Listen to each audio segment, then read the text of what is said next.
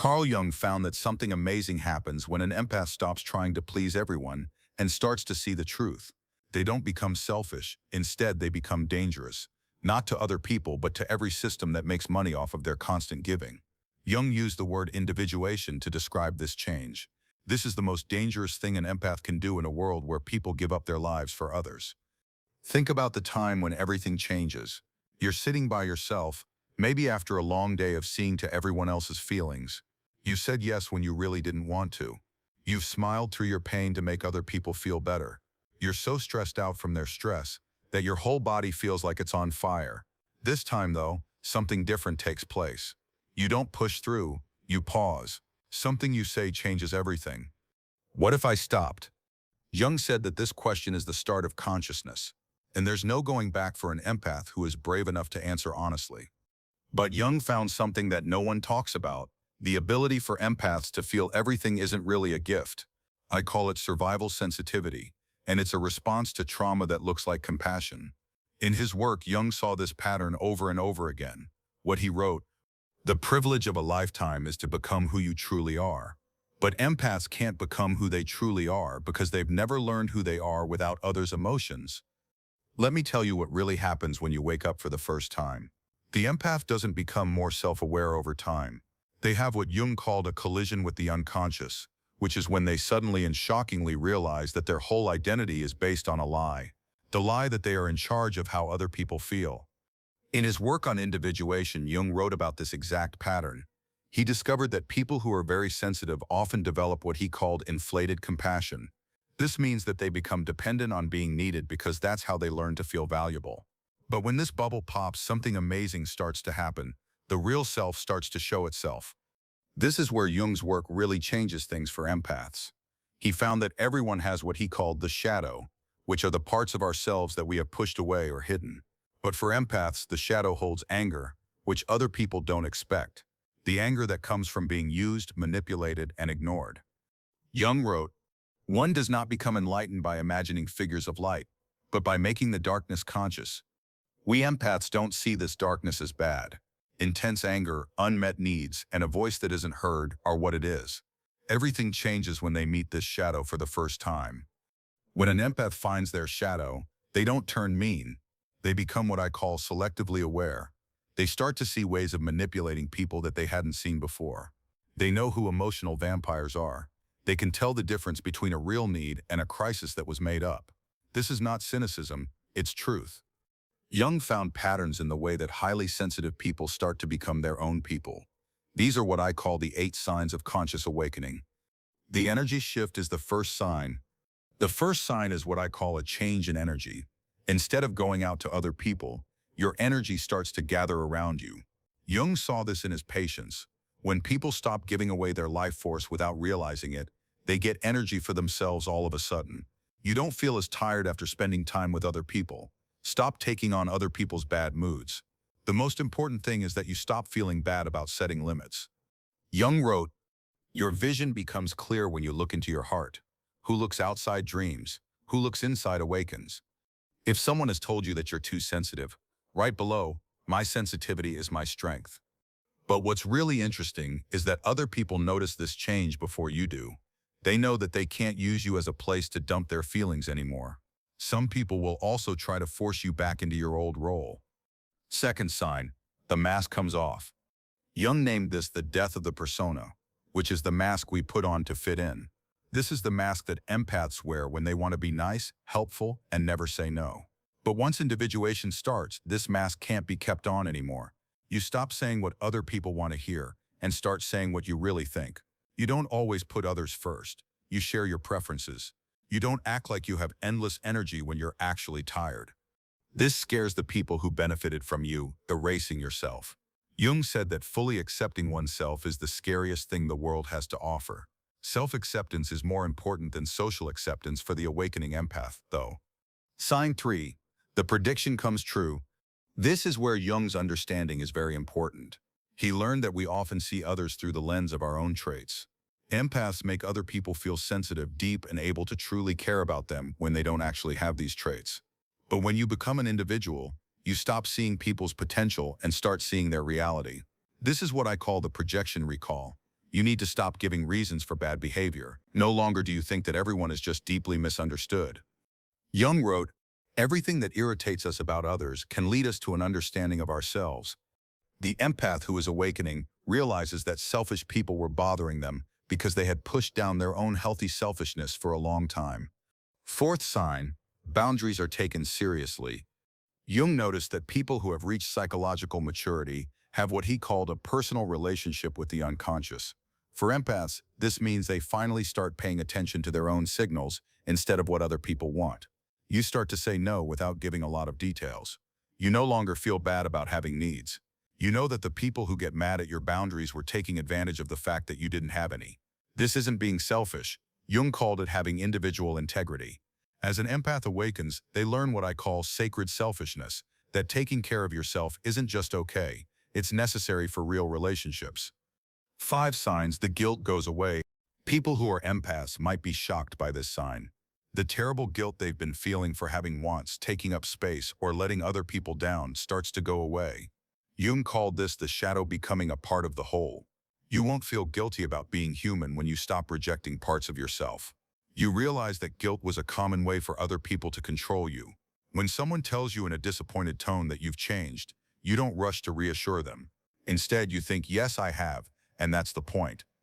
The individual has always been unconscious of himself and has remained so. But an awakening empath knows their own worth, no matter what other people think. Sign 6. Authenticity instead of approval. Jung's individuation process leads to self-actualization, which means living from your true self instead of what other people expect of you. For empaths, this means putting being true to yourself ahead of pleasing others, even if it means losing relationships. Stop acting like you feel things you don't. Don't act like you agree when you don't. To make other people feel better, you stop laughing at jokes that aren't funny. Some people are drawn to this honesty, while others see it as a threat. Leave a comment if the way people treated you changed after you got strong. They know something is different before you tell them. When an empath awakens, they learn what I call authentic magnetism. This is when they stop trying to please everyone and start being attractive to the right people. 7th sign, the healer gets better. Many healers Jung found are wounded healers. They help others avoid their own pain. This is the first time that empaths use their healing gifts on themselves, though. You start to ask yourself, what do I need, instead of what does everyone else need? You take care of your inner child instead of all the adults around you. You can't give what you don't have, and you've had nothing to give for years. Jung wrote, "The privilege of a lifetime is to become who you truly are." The empath who is awakening finally lets themselves find out who they are, apart from being everyone else's emotional caretaker. 8th sign, a conscious link. Jung called the last sign conscious relationship, which means being able to connect with other people without losing yourself. What I call boundary-aware compassion grows in an awakening empath. They can care about other people without taking on their feelings. People who respect your boundaries instead of taking advantage of your kindness start to come your way. Instead of giving to each other all the time, you build relationships based on mutual respect. You love people even if you don't have to save them. It's okay to read people when you don't need their approval. Just write, "I see you, but I don't need you." Jung noticed that when you finally connect with someone as your true self, not your acting self, you have deeper, more genuine connections. But Jung didn't make this process sound lovely. He called it the night sea journey, which is a time of loss and confusion that is needed for rebirth. This phase feels like death for empaths, which is true in many ways. It's the end of the false self that was made to please other people. Some people might stop liking you if they only see the side of you that helps them. As you get used to being by yourself, you may feel lonely. You might be sad about relationships that were never really based on love, but on how useful you were. Jung wrote, "No tree, it is said, can grow to heaven unless its roots reach down to hell." Before the awakening empath can rise into their true self, they have to go down into their own psychological underworld. Jung was one of the first psychologists to see that the mind and body are linked. When empaths take in other people's emotions for a long time, it can lead to what I call energetic toxicity, which includes fatigue, anxiety, digestive problems, and autoimmune issues. But empaths' bodies start to heal when they stop trying to please other people. The nervous system calms down, sleep gets better, and long-term pain gets better. Jung knew that healing the mind and healing the body go hand in hand. Your body was never meant to deal with other people's emotional waste. Your health starts to get better on its own once you stop being the world's emotional dump. Jung noticed that as a person grows, their relationships change. Some get stronger, while others weaken. As an empath, this sorting process can be painful but needs to happen. What I call the great relationship purge separates real connections from ones that are used for gain. That person will accept your limits and be happy for your growth if they really love you. If someone doesn't like your changes, it's probably because you didn't take care of yourself. This is what Jung called the difference between real love and neurotic attachment. You'll find that a lot of relationships are based on an unspoken agreement. They give you emotional support all the time, and you give them conditional acceptance. Some people will leave when you break this deal by taking your own life. Let them. Jung found something that changes everything. Empaths don't lose their sensitivity when they stop taking on other people's feelings. Instead, they develop what I call conscious sensitivity. They can still feel deeply, but they get to decide what to hold on to and what to let go of. Being aware of your sensitivity turns into a superpower that lets you read people and situations correctly without getting overwhelmed, help others without wearing yourself out, and love deeply without losing yourself. Jung called this differentiated consciousness, which means being able to stay in your center while connecting with other people.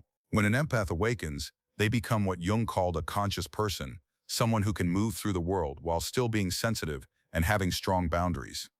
Jung thought that changes in one person lead to changes in the whole. If one person becomes conscious, it lets other people do the same. You change your life as an empath when you stop trying to please everyone else. You also change the lives of those around you. People look up to your courage to set limits and want to do the same. People will learn that they can handle their own feelings if you don't take on everyone else's. Your honest words remind them that they don't have to put on a show to be loved. Jung wrote, "The meeting of two personalities is like the contact of two chemical substances. If there is any reaction, both are transformed. But this only happens when at least one person shows up authentically." Jung came up with a set of rules that individuated people should follow. These rules are what I call the Conscious Empath's Code, 5 rules for keeping your own mind safe while staying connected to others. First, feel everything. Take in nothing. The way they feel is theirs, not yours. Second, don't give from a lack of money, give from a surplus. Third, love other people without giving up who you are. 4, help when you feel like it, not because you feel guilty. 5th, trust what you know inside more than what other people say.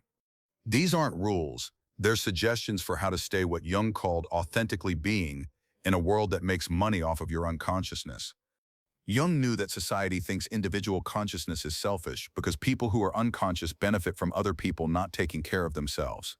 People often say that empaths are cold or uncaring when they put their own needs first.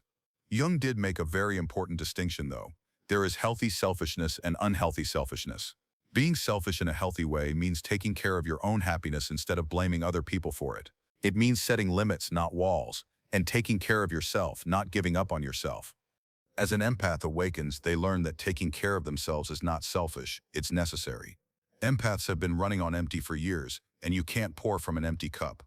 Jung's idea of individuation includes what he called the inner marriage, which is when a person's masculine and feminine psychological traits come together. For empaths, this means finding a good balance between being open and being assertive. You learn both how to give and receive energy. It helps you learn how to say no as well as yes. You balance your need to be cared for with your desire to be independent. This is what Jung meant by psychological wholeness, when you no longer need someone else to make you whole because you know how to do it yourself. When an empath awakens, they learn that they can be both soft and strong, caring and limited, sensitive and in charge. Jung knew that people who are very sensitive have special gifts when they learn to control their sensitivity. These gifts are what I call the empath's arsenal, skills that appear when sensitivity is channeled instead of pushed down. When you're not affected by other people's feelings, your intuitive accuracy is razor sharp. When emotional vampires don't drain your energy, you can be creative. When you're kind and honest, you attract people who will be kind back to you. This leads to deep, meaningful relationships. Jung wrote, "Your vision becomes clear when you look into your heart." The conscious empath develops a vision that cuts through pretense to see truth. As you become more independent, you may feel alone for a while as you break away from unconscious group dynamics. This feeling of being alone can be very strong for empaths. You've lived your whole life with people who needed you, and now you're learning how to be by yourself. But Jung made a distinction between loneliness and solitude. He said that solitude is the happiness of being with oneself and loneliness is the pain of being alone. The empath who is awakening learns for the first time how to enjoy being alone. You can hear your own thoughts when you're alone, without other people's feelings getting in the way. You find out what you like without any outside pressure. You might meet yourself for the first time. Jung says that the process of becoming an individual doesn't end with withdrawing from the world. It leads to consciously re-engaging with it. When an empath awakens, they return to relationships and community, but this time they do so because they want to, not because they have to.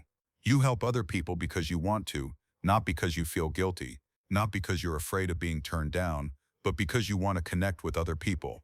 You give gifts to the world because you have a lot, not because you need them. Jung called this conscious participation, which means being in the world as your true self instead of your acting self. He knew that mental growth doesn't happen in a straight line, it happens in cycles. As the awakening empath keeps their boundaries and true self-expression, they will face ongoing challenges. There will be times when you doubt yourself and when old habits try to get back to you. But each cycle helps you understand things better, each challenge makes you more determined, and every boundary you set makes the next one easier. Jung named this process spiral development. At deeper levels of consciousness, you come back to the same themes. It's important to see these cycles as parts of growth, not as signs of failure. Jung thought that becoming an individual makes you responsible.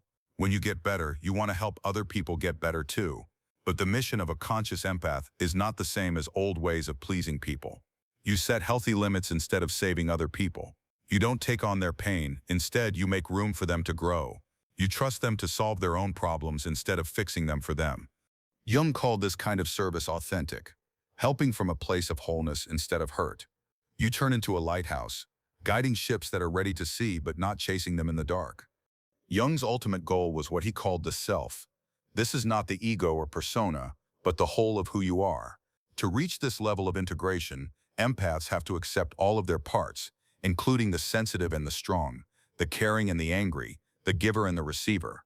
You no longer feel bad about how deeply you feel. You don't try to hide your intuitive skills. You don't try to fit into simple categories. Instead, you embrace how complicated you are. Jung wrote, "The privilege of a lifetime is to become who you truly are."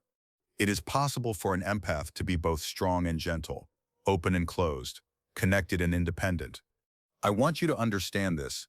Being sensitive is not a weakness. You're strong at it. Setting limits is not selfish, it's self-respect. Your honesty is just right, it's not too much. Jung spent his whole life studying how people become whole. He found that it always takes courage. Courage to disappoint others in order to stay true to yourself. Courage to be alone, rather than betray your values. And courage to pick growth over comfort. If any of these 8 signs sound like you, you're already on the path that Jung mapped out more than 100 years ago. Believe in the process. Believe in your gut. Believe that becoming the person you really are is not only your right, but also your duty. If any of these patterns of change sound like you, write this. My breaking point became my breakthrough. When an empath stops trying to please everyone and starts to see the truth, they don't turn selfish, they become strong. They don't lose their compassion, instead they learn to share it with others. They still care about other people, but now they also care about themselves. This is Jung's gift to all empaths who are sick of taking care of everyone else's feelings. You don't have to take on everyone else's pain to show that you're good. To get love, you don't have to give up anything. You can be sensitive and strong, caring and set limits, real and empathetic. The world doesn't need any more empaths who are tired. It needs aware ones, empaths who choose to give, help from a place of abundance and love without leaving themselves behind. If you want to learn more about Jung's idea of the sovereign individual, watch my video on why the man who needs nothing is society's biggest threat. In it, I talk about how psychological independence threatens systems that depend on people being dependent on each other. Your change from being a people pleaser to a conscious empath is not just a personal one, it's a revolutionary one, and Jung would be proud. Thanks for seeing. We'll see you in the next world.